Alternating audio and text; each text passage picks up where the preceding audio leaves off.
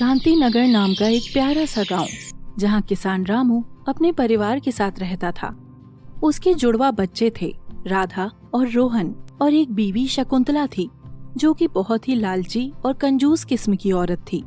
उसे सिर्फ और सिर्फ रामू के पैसों से मतलब था। रामू उसके लिए जितना भी करता, वो उसमें भी संतुष्ट नहीं थी, और दिन ब दिन उसके लालच ने एक विकराल रूप ले लिया। सुबह का समय था। शकुंतला चूल्हे में रोटियां पका रही थी। लकड़ी से निकलता हुआ धुआं उसकी आंखों में जा रहा था, जिस वजह से आंसू बार बार आ रहे थे। और ये सब देखकर रामू उससे कहने लगा, अरे भाग्यवान, आखिर कब तक इस मिट्टी के चूल्हे में आग जलाकर फूं फूं फूं फूं करती रहोगी। मैं कल ही शहर से तुम्हारे लिए गैस और सिलेंडर ले आता हूँ। क्या बोले आप? अरे ना जी ना, इतने 1000 का तुम सिलेंडर लोगे, फिर हर महीने उसमें हजारों रुपए की गैस भरोगे। इतने पैसे कहाँ से आएंगे? 4 पैसे तो तुम ढंग से कमाते हो नहीं। नहीं नहीं नहीं नहीं, पैसे कौन खर्च करे? अरे भाग्यवान, इतने पैसे तो मैं कमाता ही हूँ। 4 खेतों में फसल उगा रखी है, उनसे ही सब कुछ व्यवस्था हो जाएगी। अपना मुंह बंद रखो आप, कोई जरूरत नहीं है। मैं जंगल से लकड़ियाँ लाकर खाना बना लूंगी। जिसके बाद रामू ने नाश्ता किया और वो अपने खेतों में काम करने के लिए चला गया। और फिर शकुंतला ने अपने बच्चों को भी स्कूल के लिए भेज दिया। राधा और रोहन दोनों 12वीं कक्षा में पढ़ाई करते थे और अभी फिलहाल उनकी परीक्षाएं चल रही थी। दोनों बच्चे पढ़ने लिखने में बेहद होशियार थे और दोनों का एक ही सपना था, बड़े होकर एक बड़ा डॉक्टर बनने का। रामू अपने खेतों में हल चला रहा था। कई महीने हो चुके थे। गांव में बारिश नहीं हुई थी, जिस वजह से रामू की फसल धीरे धीरे खराब होने लगी। हे इंद्रदेव, इस बार तो बारिश समय से करवा दे, पर अब मेरी सारी फसल खराब हो जाएगी।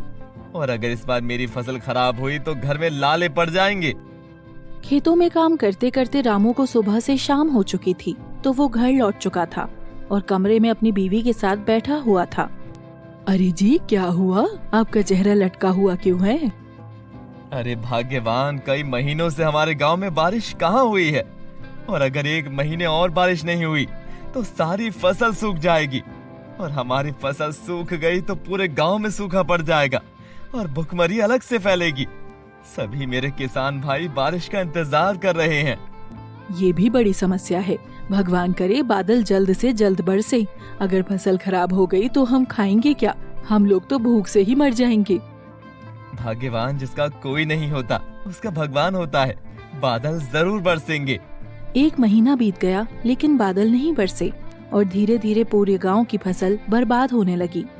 सभी को चिंता लगी हुई थी कि अगर इस बार बारिश नहीं हुई तो गांव में भूखमरी न फैल जाए, क्योंकि गांव के लोगों का गुजर बसर सिर्फ किसानी करके ही होता था। इसी बीच रामू के बच्चों का रिजल्ट भी आ चुका था और वो बहुत अच्छे नंबरों से पास हुए थे। अब उन्हें एक बड़े मेडिकल कॉलेज में दाखिला लेना था, जिसके लिए कुछ पैसों की जरूरत थी। पापा, हम बहुत अच्छे नंबरों से पास हुए हैं। अब आप मेरा और मेरे भाई का एक अच्छे मेडिकल कॉलेज में दाखिला करवा दीजिए। हाँ पापा, हमें बहुत बड़ा डॉक्टर बनना है और आपका नाम रोशन करना है। ठीक है बेटा, मैं करता हूँ कुछ ना कुछ। मेडिकल कॉलेज में दाखिला करवाने के लिए भी लाखों रुपए लगेंगे। लाखों रुपए? क्या तुम लोगों का दिमाग ठीक है? कहाँ से आएंगे इतने पैसे? नहीं नहीं, कोई दाखिला नहीं होगा। 12वीं पास कर ली है, अब खेती में अपने पापा का हाथ बटाओ। कोई जरूरत नहीं है लाखों खर्च करने की। बाप रे बाप। शकुंतला, इनके भविष्य का सवाल है। ना, मैंने मना कर दिया है। वैसे भी इस बार की फसल खराब हो चुकी है। शकुंतला के इतना बोलते ही आसमान में बादल गरजने लगे और पूरा मौसम बदल गया। धीरे धीरे बारिश की बूंदें गिरने लगी और फिर बारिश बहुत जोरों शोरों के साथ होने लगी। गांव के सभी किसान उस बारिश को देखकर बहुत खुश हुए, लेकिन वो खुशी उनके मातम में तब बदली जब उस बारिश ने रुकने का नाम ही नहीं लिया। 1 हफ्ता बीत गया था। वो बारिश एक पल के लिए भी नहीं रुकी और देखते ही देखते पूरे गांव में सैलाब आ गया। सारे खेत उस बाढ़ में बह गए। आधे से ज्यादा कच्चे मकान और कुछ लोगों ने अपनी जिंदगियों से हाथ धो बैठा। किसानों की सारी फसल खराब हो गई और पूरे गांव में डर का माहौल फैल गया। अब क्या होगा? ये बारिश तो रुकने का नाम ही नहीं ले रही। गांव के आधे से ज्यादा घर बह गए हैं और हमारी सारी फसल खराब हो गई। अब हम क्या करें? हम तो भूखे मर जाएंगे। कुछ समझ नहीं आ रहा मेरे भी। बारिश होती गई और चिंता की वजह से शकुंतला की तबीयत बहुत ज्यादा खराब हो गई। उसे बुखार चढ़ गया और उसका सर दर्द से फटने लगा। रामू को कुछ समझ नहीं आ रहा था कि अब क्या किया जाए। मैं तुम्हें कुछ नहीं होने दूंगा।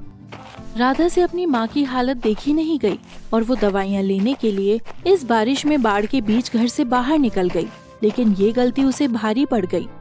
राधा उस बाढ़ में बहने लगी और बहते बहते एक पेड़ के नीचे बेहोश पड़ी हुई जा पहुंची। तभी एक तितली उसके पास उड़कर आई और आते ही वो एक परी के रूप में बदल गई। ये प्यारी सी बच्ची कौन है और बेहोश क्यों पड़ी है? होश में लाती हूँ। परी अपनी शक्तियों से राधा को बेहोशी की हालत से बाहर लेकर आई। परी को देखते ही राधा हैरान हो गई। आप कौन हो? मैं जादुई परी हूँ। तुम्हें यहाँ बेहोश देखा तो मदद के लिए आ गई। यहाँ तक कैसे पहुँची मुझे बताओ सब कुछ। राधा ने जादुई परी को अपनी सारी परेशानियाँ बता दी, जिसके बाद परी ने अपनी जादुई छड़ी से राधा को एक जादुई लिपस्टिक और फ्रॉक दी। बेटी, ये जादुई लिपस्टिक को लगाकर और ये फ्रॉक को पहनकर तुम जो कुछ बोलोगी वही जादुई लिपस्टिक और फ्रॉक पूरा कर देगी। इसका कभी भी गलत फायदा मत उठाना, वरना उल्टा तुम पर भारी पड़ जाएगा। आपका बहुत बहुत धन्यवाद। मैं सबसे पहले अपने गांव को पहले जैसा करूंगी। गांव के सभी लोग बहुत परेशान हैं बाढ़ की वजह से।